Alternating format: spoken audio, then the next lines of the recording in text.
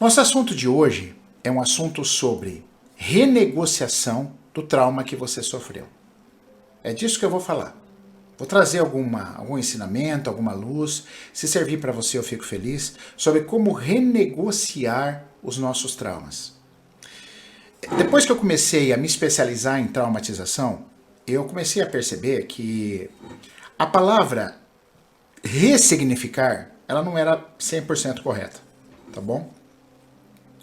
Apesar de parecer só uma semântica, só um jeito de falar, a palavra ressignificar, ela às vezes não casa. Porque, presta atenção comigo, quando você fala que você vai ressignificar alguma coisa, significa que você vai dar um novo significado para. Concorda? Ressignificar tem o prefixo re, significa eu vou dar um novo significado. Muito bem. Depende da situação, não tem como. Uma mãe perde um filho, como é que você vai ressignificar essa situação? Ah, a morte faz parte da vida, essas coisas. Então, não tem como, se você pensar bem, não tem como ressignificar uma coisa que aconteceu. Uma experiência que aconteceu. Você teve o primeiro beijo, ele foi horrível, tá? Ah, vamos ressignificar seu primeiro beijo. O que eu vou fazer com você? Eu vou esforçar você, vou te obrigar a aceitar que o seu primeiro beijo foi gostoso? Não foi, pô, não foi, não foi. A experiência é uma coisa vivida, não tem como apagar a experiência. Né? Não tem como eu apagar o seu primeiro beijo. Não tem como eu apagar a sua primeira transa, a sua primeira bronca do teu pai, a sua primeira surra que você levou da mãe. Não tem como apagar nada, não é isso? Então eu tenho deixado de usar a palavra ressignificar e tenho trocado por renegociar. E o que é renegociar? Renegociar, eu aceito o que aconteceu, mas qual é a visão que eu posso ter daquilo que aconteceu, já que eu não tenho como mudar aquilo? Correto? Já que eu não tenho como mudar aquele processo, ele já aconteceu, ele foi uma experiência vivida, tá bom? Então, não tem como, né, a gente mudar aquilo. Então, eu vou renegociar com o meu paciente. Eu vou tentar ver o que é possível dentro daquela situação que aconteceu, de tirar alguma coisa que seja útil, né, para a situação. Por isso eu quis começar com essa ideia hoje, do não ressignificar. Por isso a live hoje fala sobre renegociação do trauma. Beleza? Muito bem. E nós vamos construindo uma ideia. Hoje, em toda live, eu gosto sempre de construir ideias. Então, vamos construindo outra ideia. Vamos falar um pouquinho sobre trauma, né? Durante muito tempo, autores definiam trauma, sabe como, galera? Como algo extraordinário, algo muito forte, que fugia do padrão da normalidade, que era algo muito intenso que vinha ao sistema nervoso autônomo. Ao longo dos anos, com os estudos dos especialistas, eles perceberam que não é bem assim. O trauma, ele é extremamente comum na nossa vida. O trauma, ele é extremamente ordinário. É impossível a gente passar por uma existência, por uma vida, sem sofrer vários eventos traumatizantes, né? Agora, se eu vou ficar com aquela marca implícita na minha memória corporal ou não, aí já é uma outra história. Mas o evento traumático, ele é muito corriqueiro. Ele é muito corriqueiro. Então, quem estuda, quem desenvolve uma inteligência emocional a tal ponto, quem desenvolve uma inteligência emocional a tal ponto de saber renegociar com as adversidades da vida, com as vicissitudes da vida, quando a gente aprende a renegociar essa situação, cara, a gente consegue dar saltos enormes mesmo passando por situações desafiadoras, tá bom? Então, por isso, renegociar um trauma, tá legal? Então, já aprendemos que a evitar usar a palavra ressignificado, já entendemos que a palavra renegociar cai melhor para um trauma, e já aprendemos também que o trauma é algo corriqueiro, a gente vai passar por isso. A próxima construção de raciocínio que eu quero fazer com vocês é a seguinte, galera. Assim, a gente precisa entender que a vida, como dizia meu tio, viver não é para os fracos, né? A nossa vida, galera, é uma vida assim de muitos desafios, de muitas adversidades. Então a gente vai ter coisas muito boas, né? Se você pensar em vários momentos alegres da sua vida, pô, foram muitos. Mas se você pensar também, teve muitos momentos ruins. Teve muita coisa ruim na sua vida, não foi? A vida é isso, pessoal. A vida é altos e baixos. Não dá pra gente esperar só as flores. A tempestade também vem. A natureza é assim. Eu falo isso porque eu trato gente e às vezes eu fico me perguntando como as pessoas às vezes ficam achando que seria a vida. Então eu tenho que estar alegre sempre. Aí quando chega uma tristeza em mim, eu não sei lidar, eu sofro, eu me culpo, porque eu não posso sentir vergonha em algum momento, eu não posso sentir culpa, eu não posso sentir tristeza, eu não posso sentir medo. Entende, galera?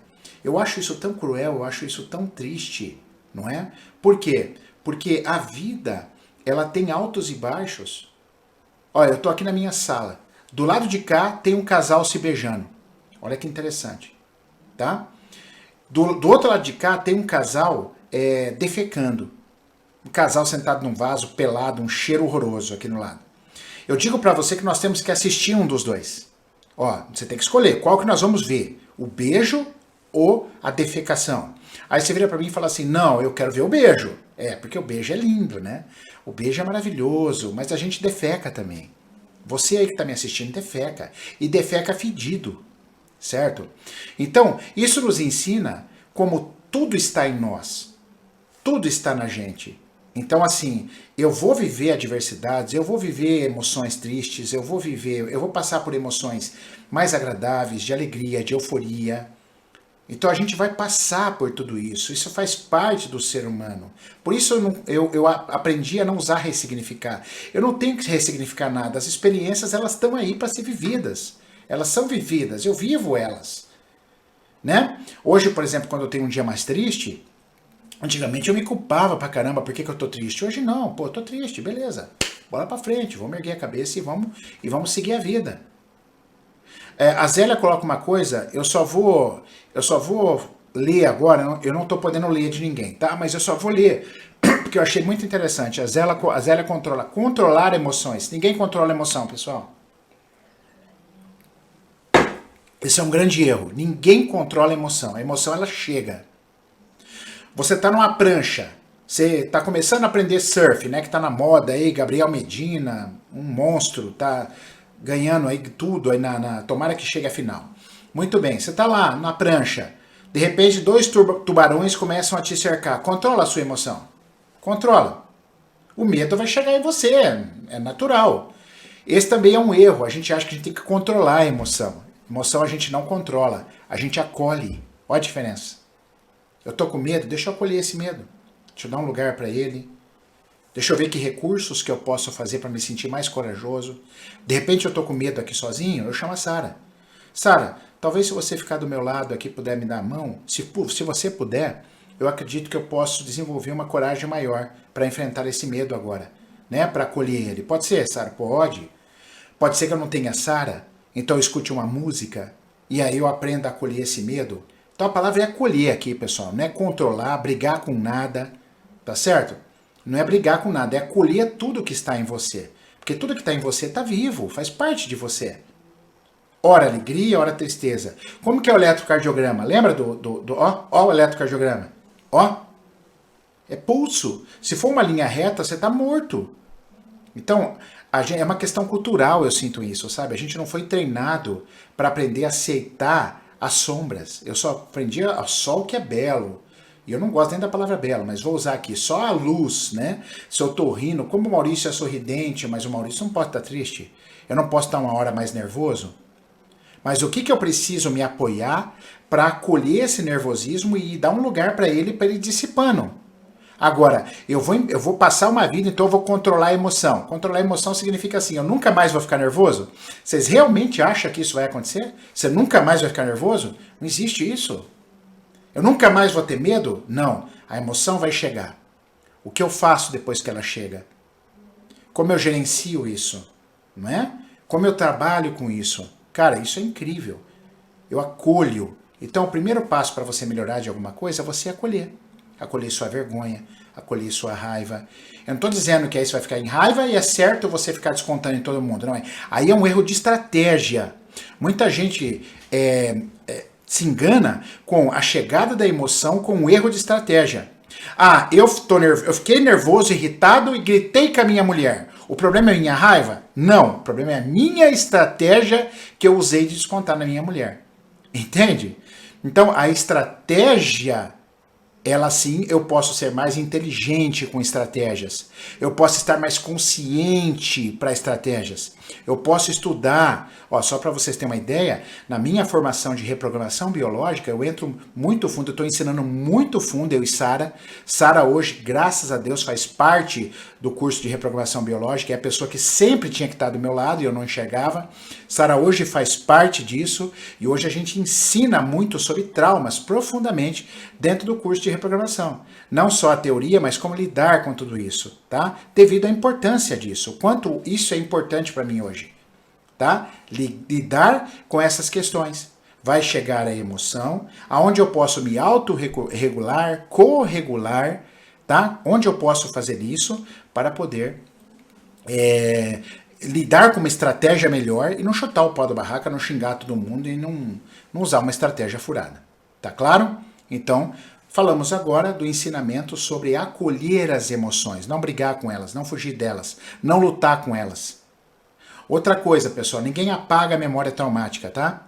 Se algum terapeuta falar para você aqui, ó, vem aqui que eu apago o seu trauma, você corre léguas, foge. Não existe ninguém que apaga trauma, porque trauma é uma experiência. Vamos apagar seu beijo? Vamos apagar a primeira vez que você sentou num vaso? Vamos apagar a primeira vez que você tomou um banho? É impossível isso. A gente renegocia com o trauma, não apaga nada. Aquilo aconteceu. E agora, já entrando na renegociação específica, qual que é o principal segredo, aquilo que eu acho de mais lindo, mais nobre que os especialistas de trauma falam sobre a renegociação de um trauma? Tem uma frase de uma mestre minha, que chama Liana Neto, que ela diz assim, ó, todo trauma tem o terrível e o incrível. Ele aconteceu, é a experiência, isso não tem como mudar, tá bom? Todo trauma tem o terrível e o incrível. Então, renegociar um trauma é ajudar a pessoa cognitivamente, porque tratamento de trauma, pessoal, não é só cognitivo, é corporal também. É que hoje eu não vou falar da parte corporal, tá? Mas 80% de uma terapia de trauma é corporal, 20% cognitiva. Muito bem. Então, imagina que eu estou conversando com aquela pessoa que eu detectei, percebemos na conversa que ela tem um trauma, ela está traumatizada num evento, ou seja, o evento já passou, mas ela está presa naquele evento. O trauma já não tem mais, mas ela ficou presa naquele lugar. Muito bem. Então, o que acontece? Quando a gente renegocia, todo trauma tem um terrível e tem um incrível. Então, o que nós devemos fazer, o que eu acho que deve servir de inspiração para você? Tá? Ninguém é dono da verdade, mas eu acredito que possa servir de inspiração para você. Procura pensar o que aquela situação terrível te trouxe de positivo. E se você não quiser usar a palavra positivo, o que aquele trauma fez você crescer? Eu acho melhor do que positivo, porque positivo parece que é alguma coisa de bom. E que é bom, mas essa palavra parece que é forte quando você tem um trauma. Então, o que fez você crescer? O quanto você cresceu com isso tudo? Diz pra mim, não é? Então, por exemplo, eu tratei uma vez um caso de um pai que perde o primeiro filho, que na verdade o primeiro filho era rebelde, o mais velho, ele era apegado com o filho do meio, beleza? Então ele deu a liderança da empresa pro filho do meio, ele amava o filho do meio e era meio revoltado com o mais velho. O mais velho já esteve nas drogas, era revoltado. Aí o filho do meio sofreu um acidente de carro. Pô, quer um trauma pior que isso e morreu. Quer um trauma pior que isso para esse pai? Então, o trauma, mas o trauma tem o terrível e o incrível. Então, a experiência, é claro que a gente queria, não estou dizendo aqui que ele deveria morrer. Claro, mas a gente não está num mundo onde as coisas deveriam, né? Elas acontecem, os acidentes, os incidentes, as tragédias, elas acontecem independente da minha vontade. Então, esse pai sofreu um acidente de carro, eu queria muito que não tivesse acontecido, mas aconteceu. Então, o que trouxe de crescimento para ele? Quando ele perdeu isso, ele e o filho mais velho se reconciliaram. Ó, você vê, mesmo numa dor horrível, mesmo num trauma violentíssimo, ele se reconquistou com o filho mais velho, a relação dos dois. E aí o filho mais velho passou a trabalhar com ele, assumiu a empresa. Você vê que lindo isso, galera? Isso é um crescimento, já que o trauma aconteceu. Infelizmente ninguém queria. Mas se aconteceu, tem sempre um crescimento. E é normal que quando a gente passa por um trauma, a gente entre no vitimismo. E é isso que um terapeuta, um reprogramador biológico, Por isso que no curso a gente ensina isso a fundo, como é que um reprogramador biológico consegue lidar com isso. Consegue ensinar o seu próximo, aquela pessoa que sofreu, que está traumatizada, a sair do vitimismo. O vitimismo não vai levar ela a nada. A coitadinha de mim não vai levar ela a nada. E às vezes ela está numa situação de coitadinha de mim, não é porque ela quer, tá? É porque ela está num estágio de congelamento, que é um dos estágios do trauma. Então se ela tiver, vamos ajudá-la. Porque quando eu falo que a pessoa está vítima, ou coitadinha de mim, ou congelada, ou paralisada, ou numa depressão profunda, muitas vezes, na maioria das vezes, não é porque a pessoa é fraca, porque a pessoa é pobre, ela não sabe lidar com as coisas. Não, ela não tem força, ela está em congelamento.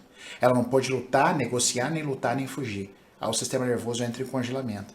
Aí cria memórias no corpo. E aí, pessoal, aí entra os tratamentos profundos, aí entra a reprogramação biológica como fonte de ajuda. Você sabia que para ser reprogramador você não precisa ser da área de saúde? Muita gente me pergunta isso. Qualquer pessoa pode ser reprogramador biológico. Porque a maneira como eu ensino, como eu te preparo, você pode atuar e ajudar o próximo, ou pertinho de si, ou até mudar de profissão. Eu tenho muita gente que mudou de profissão se formando em reprogramação biológica, tá bom? Bom, galera, então quando uma pessoa chega traumatizada, o que a gente faz?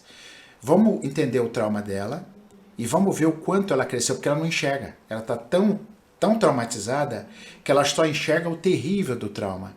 Então a gente faz ela entender que a experiência aconteceu, eu sinto muito, vamos acolher, vamos dar amor, vamos aproximar, vamos dar conexão segura, que é uma coisa muito forte para as traumatizações, né? A pessoa se sentir segura novamente. Fechou. Mas eu também tenho que mostrar que, infelizmente, já que aquilo aconteceu, ela teve um crescimento. Todo mundo tem um crescimento. Essa semana aqui na clínica eu conversei com uma mulher e ela muito vitimista, muito mal, muito na situação por causa de um trauma que ela tinha sofrido, que eu não quero falar, beleza, tudo certo. Aí eu perguntei para ela, me fala as coisas boas. Inclusive um dos traumas dela era uma brutalidade muito forte da mãe. Muito bem. Aí eu fui levando ela, falei, tá, mas com essa brutalidade, o que você teve que fazer? Ah, eu tive que fazer isso, tal. Qual o seu ponto forte hoje? Ah, hoje eu sou uma mulher independente. Ela estranhou porque eu estava pedindo em terapia, todo mundo quer saber a coisa ruim, né? Eu falei, o que você tem de bom hoje? O que você acha que é forte em você? Ah, eu sou muito humana, eu sou proativa, eu faço, eu aconteço, eu não espero ninguém. Eu falei, tá, se você tivesse sido mimada, você acha que isso aconteceria? E aí ela chorou muito, né? Então, eu acolhi ela, não é desprezar o que ela passou, não é menosprezar o que ela passou, mas já que passou, já que infelizmente passou, como entender, como ressignificar, renegociar e não ressignificar, porque a experiência não tem volta, aconteceu, como renegociar esse aspecto traumático dela, mostrando que ela teve um crescimento mesmo num caos terrível. Aliás, a teoria do caos da física diz, o caos faz a gente transmutar. O caos é transformador. Olha que bacana. Tá legal, galera? Então, às vezes aquilo que acontece na sua vida de caos não significa que é uma coisa ruim. Pelo contrário, quase nunca é. Tem o crescimento, nunca é ruim, na verdade. Porque é isso que eu tô querendo dizer para vocês. Tem o crescimento. A gente tem educações e crenças que a gente acha que essas coisas são ruins. Não queria que tivesse acontecido, mas a vida é assim. A vida são as coisas que nos acontecem, não é? A vida é o intervalo entre o meu nascimento e a minha morte. Essa é a vida. E dentro desse intervalo, eu não sei quanto tempo eu vou ter e não sei quantas adversidades eu vou ter, mas sei que eu vou ter. Então fica aqui a dica para vocês, com muito amor, que vocês acolham as emoções de vocês, não briguem, dê um lugar para elas, encontrem estratégias boas, recursos para aquilo se dissipar e se instalar em você, colhendo com amor. Eu sinto muito pelas coisas que vocês viveram, mas tentem pensar em qual crescimento vocês tiveram. Essa é a moral da nossa live de hoje. Qual crescimento, o que isso trouxe de positivo para vocês? Porque trouxe, tá legal? Trouxe um crescimento que vale a pena ser olhado para tirar vocês, para nos tirar desse vitimismo e dessa situação. Um beijo e até o próximo vídeo. Valeu, galera!